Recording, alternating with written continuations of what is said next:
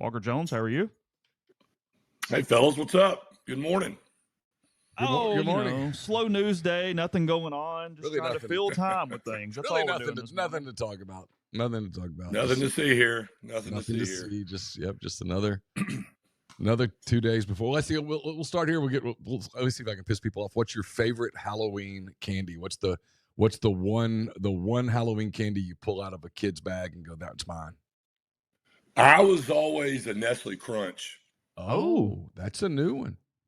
Yeah, I was a Nestle Crunch or a Hershey bar. I was kind of a chocolate bar type of guy. I didn't like, the chewy stuff. I liked, the chocolate bars. But yeah, Nestle Crunch was the one I always went diving for. I would trade the taffy and the Reese's peanut butter cups, gum and gobstoppers and all those old things for a good old Nestle Crunch.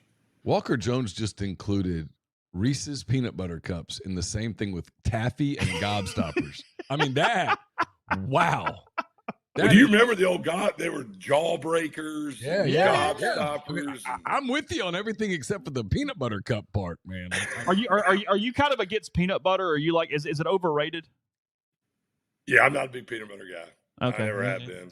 Carson, my son doesn't eat it at all. He hates it. Yeah, I will eat it, but it has to be with something else as the primary. Like a Reese's is okay because it's more chocolate, but I'm not just going to go grab the peanut butter snack and have at it at that point. So, y'all remember the old the pixie dust, like the stick, and you would swipe it through the pixie dust and lick it, and I can't remember what it was called. Yeah, Fun Dip. Fun Dip. I think that Fun Dip. Yeah. That's what it was. That was always a good one. I remember just the pixie stuff in the straw, and you just pour it straight into your mouth. Yeah, you'd bite off the top. Yeah, like this long absolutely. Thing. Yeah, exactly.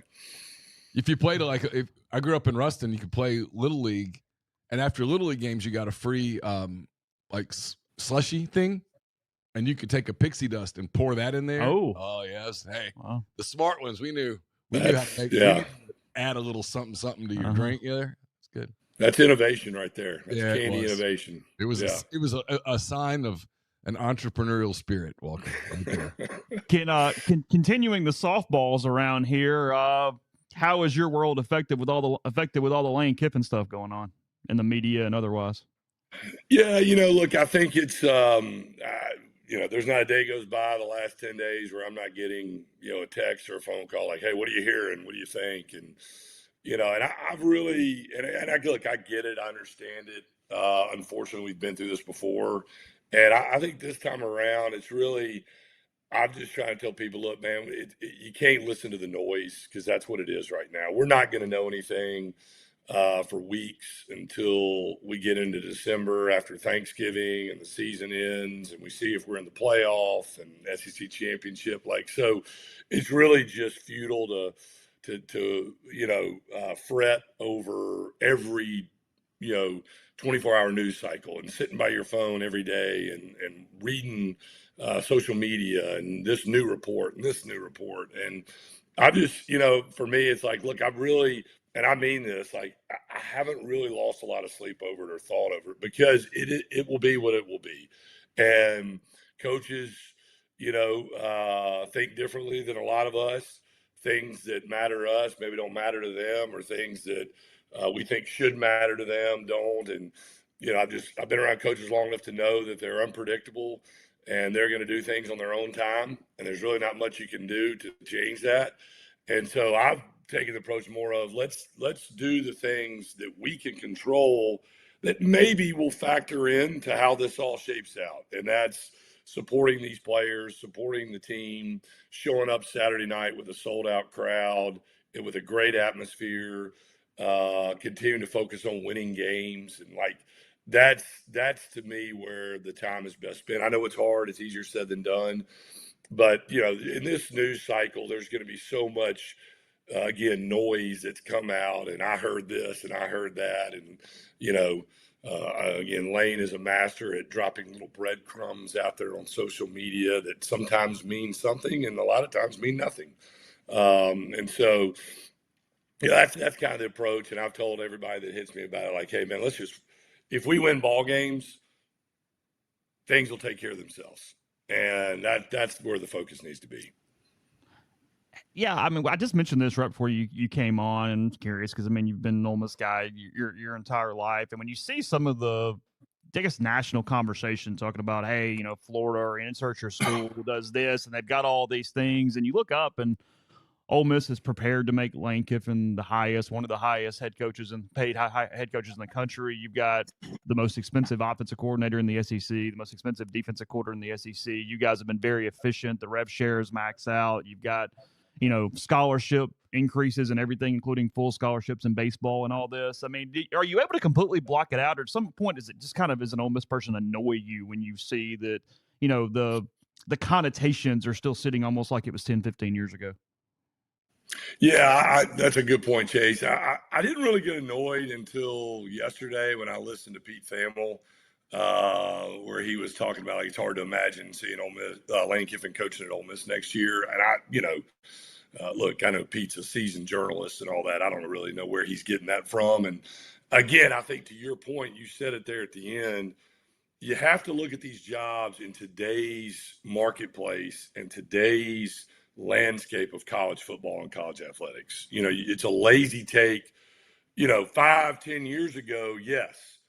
Did the jobs look different? Did Florida job and the LSU job compared to Ole Miss? And there would be no-brainers in those? Yeah, because it was a different time then. Winning looked different. The steps you have to take to be competitive and relevant were different than they are now. And I just think now you have to take into account these are extraordinary times we're in. The world is different. The way these players think about where they're going to play and where they want to compete is different. And again, the process to be nationally relevant is different than it was 5 years ago, 10 years ago. So, and again, tribute to our chancellor and our athletic director, and really, our fans for, supporting us. Like, I made a comment the other day that it just speaks to our fans' acumen and intelligence to understand what matters now and how they support us to make our job much more attractive in today's world than it was, 5 years ago. And I think those are the things that you hear some journalists pick up on that, and some of the national narratives like, look, I don't know. I think it's a lazy take to say that, oh, he has to go to Florida or he has to go to LSU. I don't think it's that simple. I certainly know that Lane certainly doesn't feel that way, and our other coaches don't feel that way because of what we've been able to provide them in the level of support and infrastructure to be relevant on the national scale. And so I think those things have to be taken into context, and they have to be applied to how to win in today. I mean, look at Missouri, Vanderbilt, us, Texas Tech. A lot of these teams that Indiana. Indiana littered across the top 10 or 15. That's not an accident. And so again, I feel, and maybe that's why I don't get overly worried about it right now, because I know we've done so much work to put the resources and infrastructure around not only Lane, but all our coaches. So when these things come calling and these other opportunities come calling, we're in a really advantageous situation. To your point, I was having a conversation with a national reporter yesterday, not Thamel. He and I have never spoken, to my knowledge. And he said something about, don't you think Kiffin has to address this with his team? And I was like, why? I mean, think about this for a minute. Every single player on that team and every other team theoretically is a free agent if he wants to be on January the 2nd. I mean, it's absurd. It's wild. I mean, if you did that in Major League Baseball, the NFL, or NBA or NHL, people would say this is absolute chaos. But it's the reality in college football, right? So, I mean, he's got a team full of guys that in a world where he left, they could follow him. In a world where he stays, they can stay. In a world where he stays and they don't want to play there anymore, they can leave. I mean, I was like, I don't think that's a big deal. And I got finished with it, and he goes, I hadn't really thought about it that way. And I was like, you haven't? And yeah. So, we opened the show. I don't know if you heard what we were talking about. I've said it's impossible for a national person to keep up with every program. I remember being charged with 14 programs, and I couldn't do it. It's too much. You just can't. Right. That's impossible, especially in, as you know better than us, in a sport that is in a remarkable state of flux. That's right. Well, look, Anil, I think those are great points. The locker room is different than it was, obviously, when I played, or even 5-7 years ago. And football being the ultimate team sport, you got 85 to 100 alpha males in there that all came from high schools where they were the best player on their team, and they're super competitive, and there's 11 guys on the field. I mean, it's that team, and that's why the locker room is so important, because it can be so corrosive if it's not healthy, and it can be so helpful when it is healthy. But the dynamic is different now. And again, I think, look, that was when I remember the first phone call I had with Lane 3.5 years ago, when he called me about NIL. And that was me as a former player. Like, how does this work in the locker room? Like, how do you manage the money now and the communication and the cohesiveness and the culture? And, his answer was essentially, and I'm paraphrasing, was, look, we're going to treat it like an NFL locker room, and we're going to embrace it. We're not going to hide from it. We're going to embrace the change and the unknown and the compensation, and we're not going to run away from it. And we're going to have a clear plan. They're going to know the clear plan, and we're not going to, just close our eyes and throw darts against the wall about how much money we want to pay players. And he was right. And I think we're seeing that now, that, you saw the team after a devastating loss against Georgia, and then all the news cycle pick up, and then really to refocus and go on the road and win in a very tough place against a really good football team, and almost have the same script at Georgia. You get down, you're winning, dominating the whole game. You get down in the fourth quarter, instead of it repeating itself, we had outscoring them 9-0 and winning the ball game going away. And so I think that speaks to not only the resilience of the team, but the culture that Lane and the staff have created about, look, we're going to address these things as they come, but we also know the reality that all these players are, in some way, to your point, Neil, are going to have to make these same decisions. Yeah. Do I stay or do I go? The portal, there's only one portal window now. It used to be there was the winter portal and then the spring portal. Well, now there's just 15 days, January 2nd through the 16th.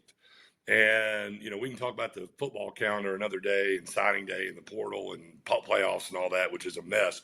But it is what it is right now. So there's one portal window, and they're all going to have to address it. And we may still be playing at that point. And so, to your point, the players in their own world are dealing with it just like our coaches are. Yeah, I mean, everyone literally has a decision to make. I mean, like when you played, I mean, I guess you technically had a decision to make, but if you were to have left Ole Miss to transfer to Auburn, wherever, you would have had to sit a year. So, I mean, that would have been there's the penalty here that factors in. Now, it's just, no, if you want to go move and go to Auburn, you can. You want to go to Kansas, you can. You want to go to wherever. I mean, you technically can. I mean, not everyone's going to utilize the option, obviously, but everyone has it. That's right.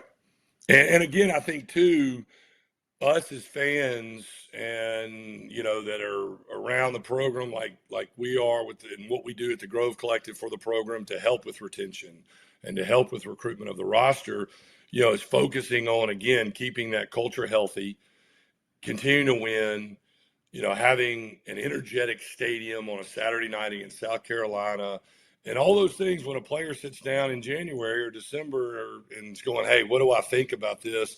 That all is going to be interconnected into their decision. And that also is going to play a role in ultimately Lane's decision. And, and I think all these things kind of add up in totality. And again, that's why we go back and talk about the new world of college football and college athletics. It's just not what it was 5 to 7 years ago, and how you evaluate, well, do I stay or do I go? And you look at it and go, okay, what's the retention piece going to look like, which we've already started working on? What is that what does that look like for the roster next year? And then what holes are we going to need to go plug? And all that stuff, will be a crescendo at some point here at the end of the season. And I feel really, really confident that we'll be very prepared, and whatever decision gets made at that point will get made. But we're going to be in a great spot. Romulus has a question that's a good one, I think. Does the CSC, which I guess is College Sports Commission, I guess that's what that means, have any chance of enforcing the House settlement and all it entails, or are we headed back to the Wild West plus rev share? Yeah, he obviously means the NIL side, not rev share, but where does that sit? Yeah. Yeah, that's a great question, and unfortunately, I don't have a great answer. My answer is we're dealing with it like everybody. Will it survive? We don't know, and we truly won't know until we get through this portal season. And what I mean by that is the settlement went in place July 1st, and then football season started. And then there was a massive amount of front loading, as you've probably heard, that all the schools did, where they front loaded a lot of the payroll prior to July 1st. So they cleared the books of a lot of money so they wouldn't have to be subject to the clearinghouse. We did it to a degree. Pretty much every school did it. So what I mean by that is the players got a lot of their money, or most of their money, and they went right into the season. And so it's not really top of mind to them. Kind of same thing with basketball. Well, now we're going to get through the season, and we're going to get into the first portal season post-house settlement, and we're going to see how restrictive and how it operates in a chaotic portal season, especially with all these firings going on, players being able to go in at different times, portal windows being extended. The rules have changed on if a coach leaves or gets fired, and then the coach isn't hired within 30 days, there's a 15-day extension on top of that on the 31st day. So we're going to really not know how the CSC is going to respond until we get through December and January. And I think then we'll know, number one, will it survive? And number two, how enforceable will it be? We have to plan for every contingency. All right, look, yes, it's going to work just as they said it's going to work. No, it's going to get sued and it's going to blow up. We're going to go back to the old model. What we can't afford to do is assume it's going to work perfectly and we're only going to be able to spend $15-16 million, or assume that it's not going to work. We have to be able to kind of plan for everything. And that's what we've been doing the last 3 months, is saying, okay, here's what we're going to do. We're going to prepare that if it doesn't work and it doesn't, respond the way it was supposed to per the settlement rules and regulations, then we got to be able to take advantage of that. If it is, then we got to be able to figure out ways to get these deals through the system. And the cool thing for us is, we have been, as we always have, try to be really creative with these first deals that we put through the system. And literally each week we're learning on, okay, yes, this deal got through. This deal didn't get through. This deal got sent back because it needed more clarification or more context. And we've revised our process and our agreements on the NIL side as we've learned more and more. And now we're seeing how we're able to get some deals through the clearinghouse and clear a lot of that money.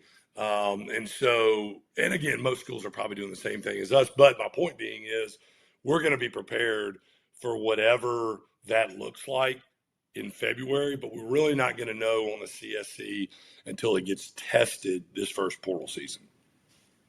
It's also really fast. Yeah, it's also really fascinating because, in football, it's obviously a big number out of their rev share number, but you still need a lot more. And then I look downstream a little bit like basketball, and I'm not going to put numbers out there or make you have to try to answer those. But from a percentage standpoint, we're talking about a large percentage of the payroll in basketball needing to be NIL, not rev share. I can do simple math here and know it's 60 something percent or whatever it is. So what you're talking about, it's not even necessarily, hey, we need these little deals to go through and create this rubber stamp. This doesn't function unless a lot of money runs through the NIL side and gets approved on a very timely basis, because it's the majority of your payroll downstream almost completely. That's right. Well, I mean, look, simple math, and again, I won't get into specific numbers, but the Grove Collective, when we had to spend when we were the ones paying every dollar prior to the house settlement, we were spending on all our sports in totality a heck of a lot more than $20.5 million. Again, due to the generosity of our fan base and our supporters and our corporate donors, we were able to raise a large amount of money. And so our payroll was already 40-50% higher than that mandated rev share cap. So, and again, in no real free market does compensation go backwards. They're going to figure out a way. Now, will we see the same inflation increase every year that we were seeing the first 3 years, where it was literally doubling every year? Probably not. But are we going to see a massive drop off? No. My guess is it's going to be about where it is, with probably a little bit of an increase. And that's probably a good thing too, is there needed to be some pullback. And we couldn't sustain 50, 75% growth year over year. Those numbers are just unsustainable for the 95% of the college programs out there. So you're already seeing, the effects of NIL Go and CSC trying to kind of limit those massive increases. Now, but again, I don't think you're going to go from paying a football roster, again, I'll just use rough math. If you were paying your football roster $20 million this year, it's not going to drop back to $14 million next year. Like, it's probably going to stay somewhere in those ranges. And that's what we're preparing for. And again, to your point, Chase, is we're being really creative. And this is where our corporate partners, the city of Oxford, those type things are really helpful to us. Is as we learn more and more about these corporate activations, these brand activations, these true NIL opportunities for our student athletes, this is where our business community has to help us and continue to step up. We've already talked to Robin Tannehill, the mayor of Oxford, trying to really harness the uniqueness, because I think Oxford is actually an advantage for us. Everybody goes, oh, you guys can't compete with Austin or Atlanta or Miami or some of these big metropolitan cities that these other schools are in. And I'm like, well, actually, to be honest with you, the impact that Ole Miss has in the Oxford community, dollar for dollar, is a lot more significant than it is in Atlanta, Georgia, or Austin, Texas. So if we can quantify that, we actually have an advantage to get, because I can say, look, these athletes, look what they're doing to the tax base and to the revenue of the city of Oxford by having a successful season. And that's where the Oxford business community and the bigger local and regional Mississippi business community can help us a ton to get these deals verified and cleared. Well, and I saw you've even, you've been doing the round up at some restaurants and stuff and different things. I'm seeing now you can just tip. I've had a couple places where you just put the tip amount in, so you're moving on up a little bit, like the Jeffersons there, with what people can give on a transaction basis. Yeah, well, we're trying everything. I mean, look, there's no ideas. That's one thing I've learned. No idea is a bad idea. You throw everything against the wall. Some of it sticks, some of it doesn't. We've done everything from, our own bourbon to cigars to roundups to tips to, we're doing Laney Wilson's boots this weekend. All that. Partnering with a bunch of our female athletes on Laney Wilson's Golden West boot collection. Laney West is going to do some activation, which I won't spoil yet. So we're partnering with her. So yeah, look, we've got to try everything. And again, that's where the creativity has to come in. And that's where the support, and our fans have been so supportive of us. And they just need to know that we are literally testing the system every way possible and trying to find every way to be able to justify, because, we're going to need that supplemental NIL budget to be able to be competitive. And I think we've shown the last 3 years, if we do that, it's going to translate to being relevant on the national scene, not just in football, but all our sports. Speaking of all sports, what are you kind of looking for from basketball this year? Have you been able to see much? Yeah, I was at the St. Mary's scrimmage, and then the women's basketball scrimmage on Sunday. I've been at practice watching those teams, and I think that I know Coach Yo and Coach Beard and their staffs have done a phenomenal job, not only retaining the talent that they could, but also going into the portal, being very active, going and filling needs. I'm really excited about, what both these teams have. I think Coach Yo has a chance to have her best team she's ever had. She's got a lot of athleticism, a lot of size. She's got a lot of players that have played real minutes at the highest level. And I know she is really, really bullish on her team. Coach Beard, same thing. I think you look at the men's team, we're much more athletic and longer than we were last year. Length in basketball is a big thing.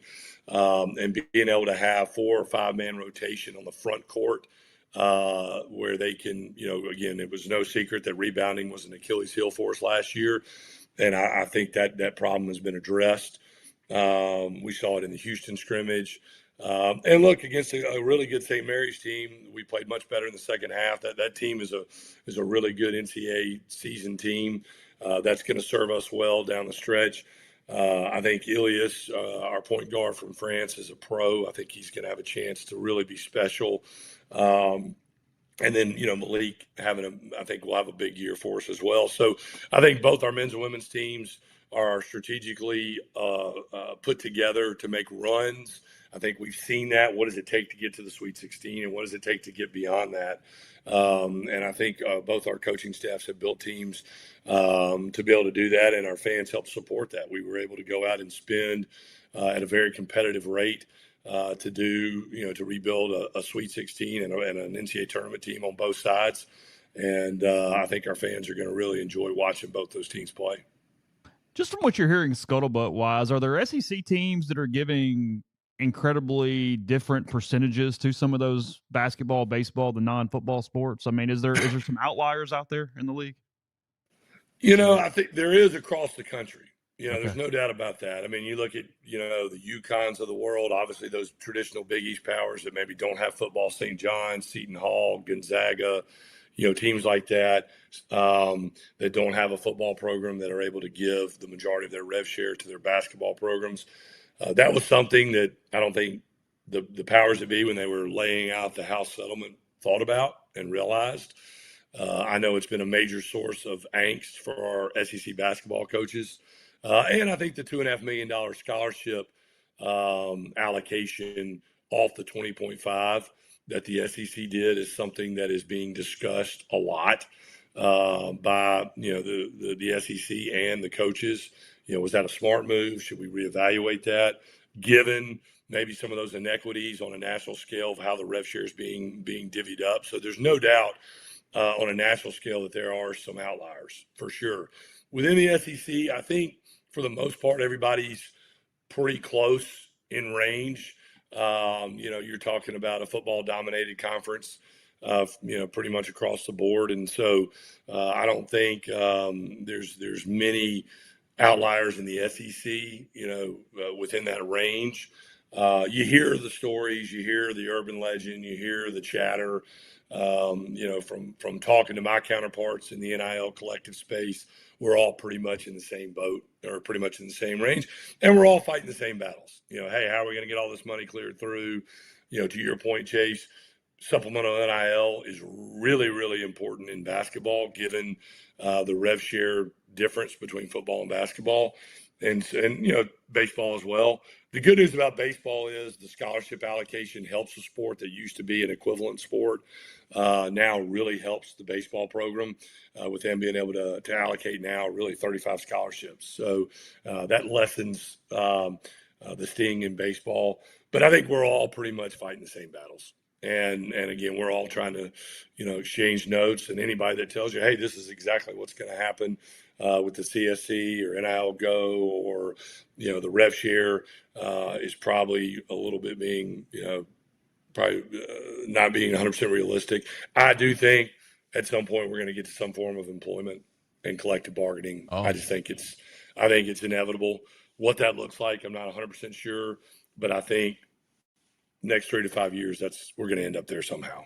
Wow. Do you worry about? You're far more in touch with fans than probably either of us are. Do you worry about how when they become employees, they're not students really anymore? I guess some of them would still be students, but at this point, you wouldn't have to be a student. You're just a contract employee. Do you worry that not appealing to fans the way that,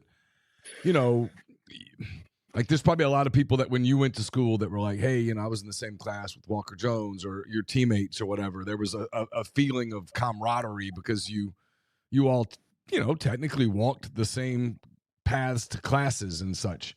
With that going away, you think people go, well, I mean, if I want to cheer for pro sports, I'll go cheer for the best pro sport.